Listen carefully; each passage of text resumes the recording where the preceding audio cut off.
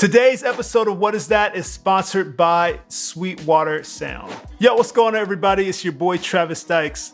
I've gotten this question so many times over the years when it comes to traveling. Is like, what kind of bass DI do I need? How much do I need to be able to spend? You know, all these different aspects. So today's video, we're gonna be going over 5 different bass DIs that I've heard from different people that were really good. I've looked up and just saw they have really high ratings as well. And I'm also gonna show you what I use when I travel and when I do sessions at home. So let's skip the small talk and get started.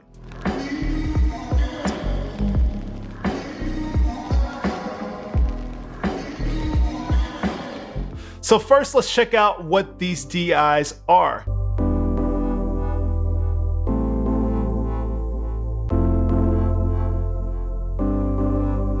Before I get started into going through these, just want to let you know, none of these companies have sponsored this video for me to say good things about it or anything. This is just my honest review after having them for about 4 or 5 months and taking them on the road with me.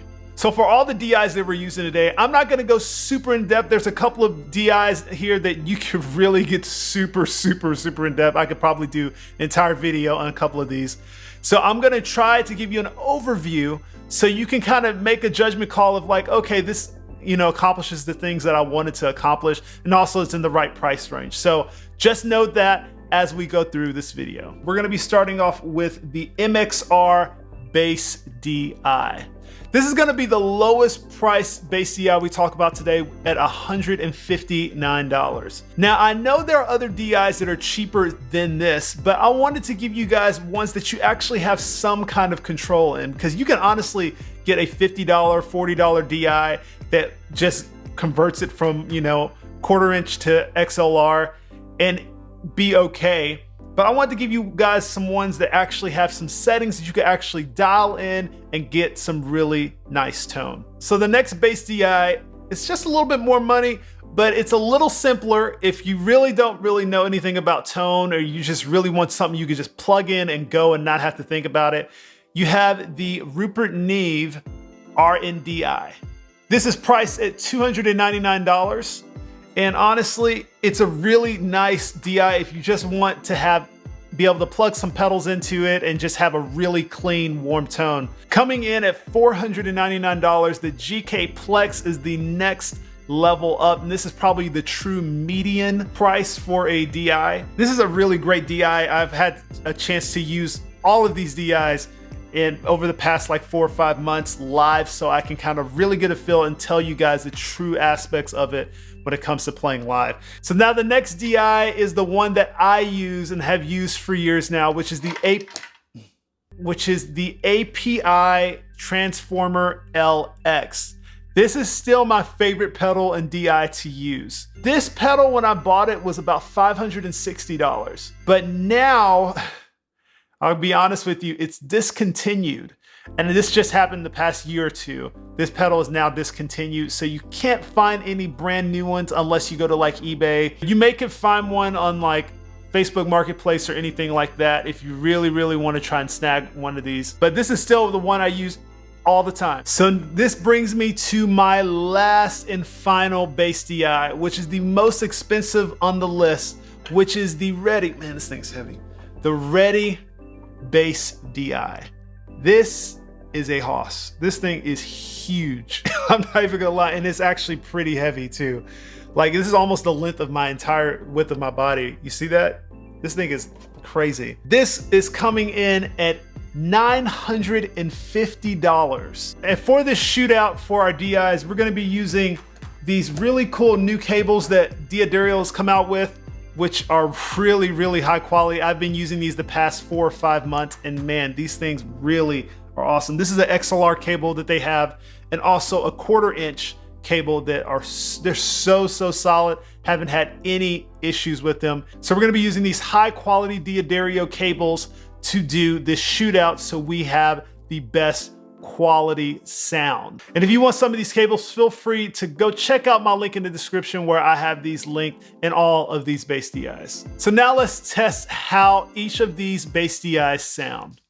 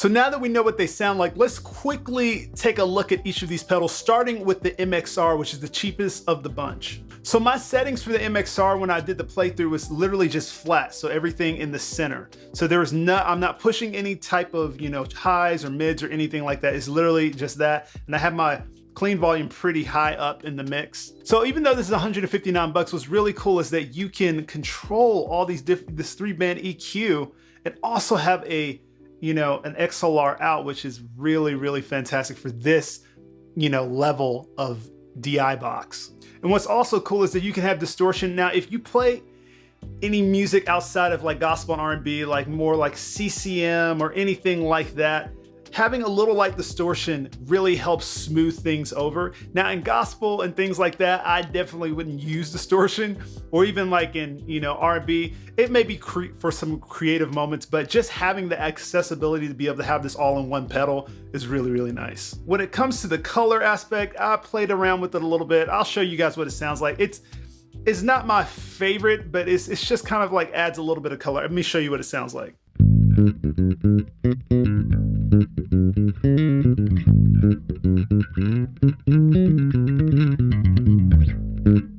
So it's got like a little bit like kind of more of a scoop sound. Depending on the situation, I could use it, but not for my normal situation. So I would usually have that off, just so you can hear what the distortion sounds just a little bit.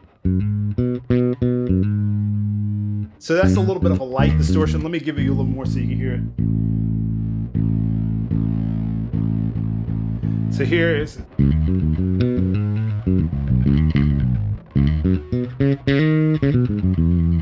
You could go all the way to where you sound like electric guitar. Which I would be honest, I would never use it at that level. So, but you have the ability to blend it into your clean signal, so that's really, really cool. All right, so now with the Neve, it's not really a ton to talk about on it because it's so simple, which is really cool. It has the through, which I mean, this just means it's gonna push it through, you know, like another 1/4 inch cable to something. So usually an amp is what I would usually use it for. What's really cool, it has this speaker instrument input, because you could use other things outside of a bass with this. So if it's an instrument, it gives it a boost. So let me show you what that sounds like. So when it's on speaker, this is the gain I have on it.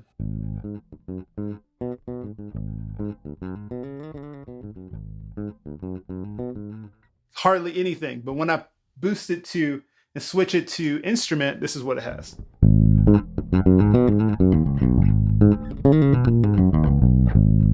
So it gives it a little bit of a push in that realm, like it just gives you a bunch of volume. So if you don't have like a pedal or something, you really just want it to be simple, you have something that's simple and can just give you a nice boost. And the last thing that's on here is a ground lift, which, you know, depending on what your scenario is, that's great. The one thing I'll say about this Neve when playing live, which I didn't really, I'll be quite honest, I like having a little control of my volume, because you never know what kind of sound system or, you know, console that you're gonna be working with. I didn't really love using this live. It's great portability, you know, but the only thing is I just literally had no control. I could control from my bass, but it was just, I don't know. It's just not my type of deal. What's really cool though is that it has phantom power, so you don't have to plug it in. So you just tell the sound guy, hey, I need phantom power, and they'll send you phantom power and this blue light comes on. So now the GK Plex, I will say, you're getting quite a bit for your money, because you can really control it and really get some pretty cool tones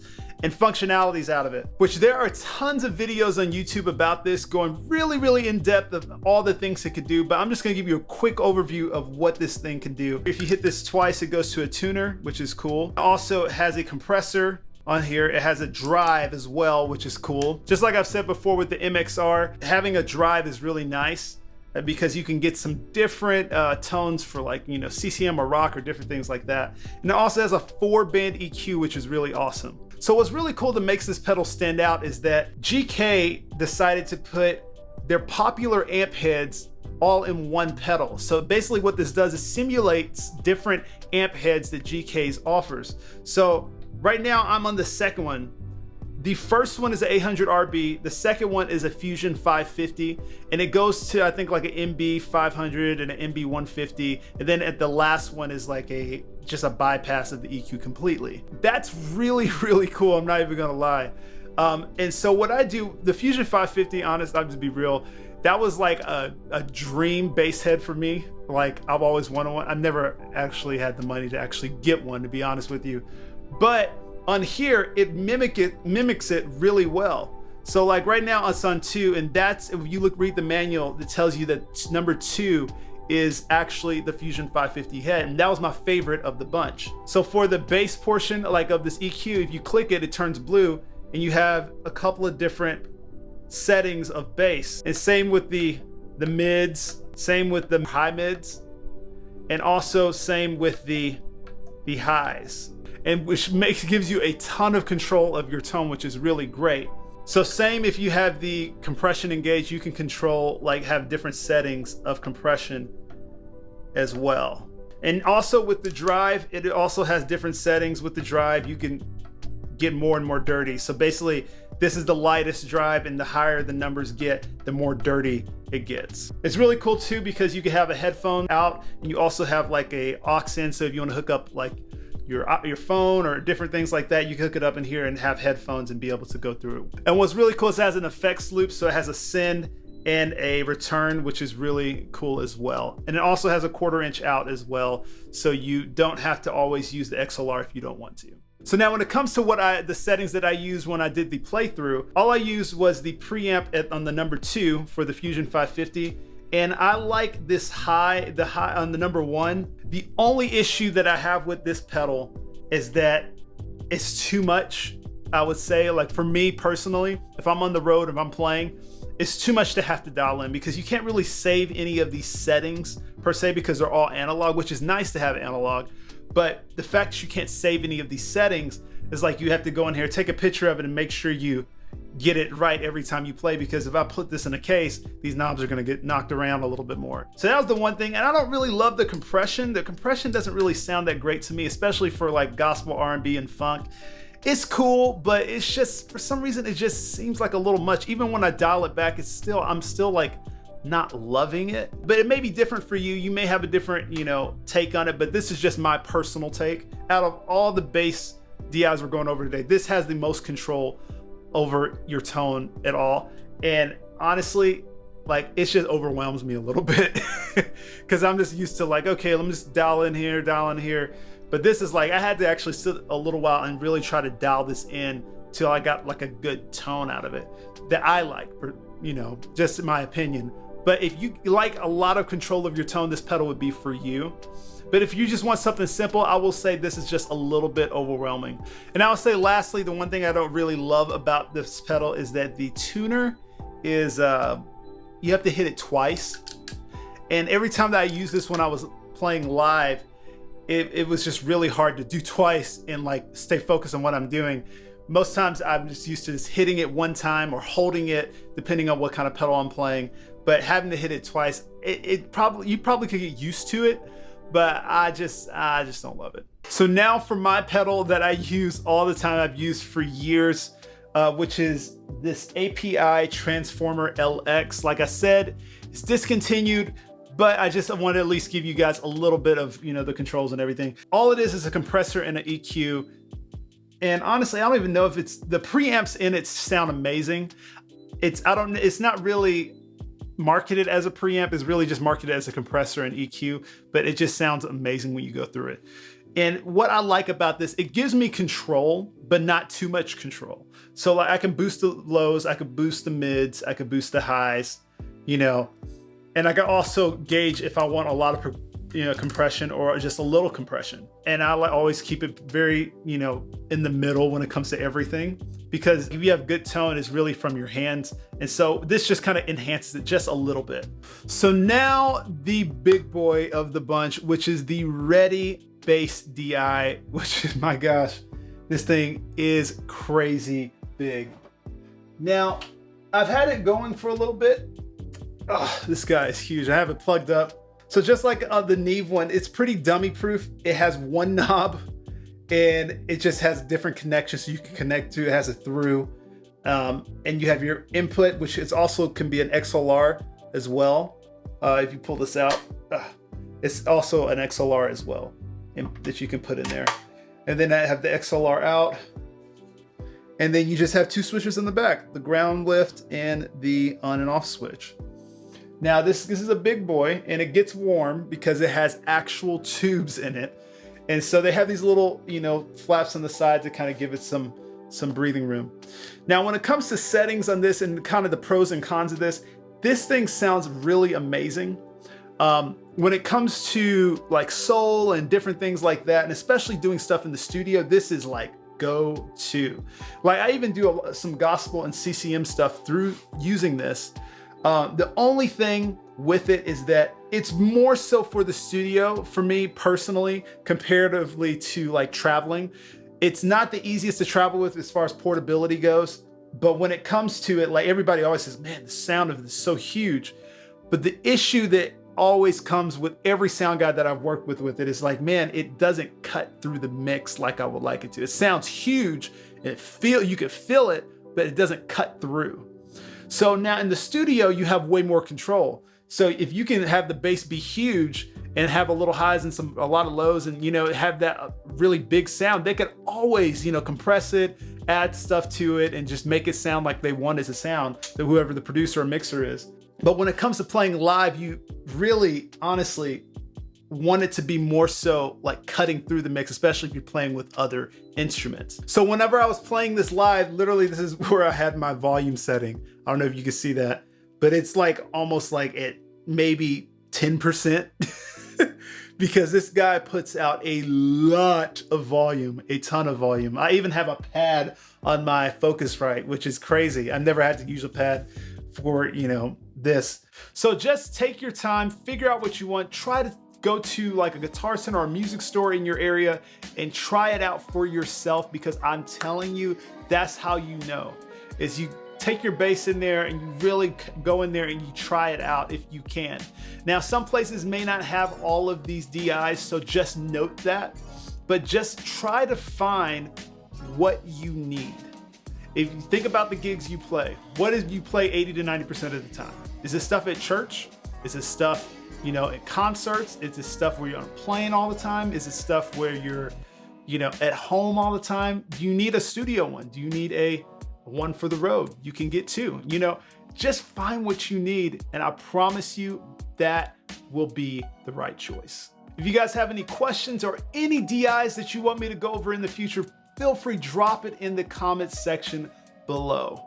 And if you haven't already, go ahead and hit that like and subscribe and that bell so you're notified when the newest videos are uploaded. Thank you guys so much for watching. I'll see y'all next time.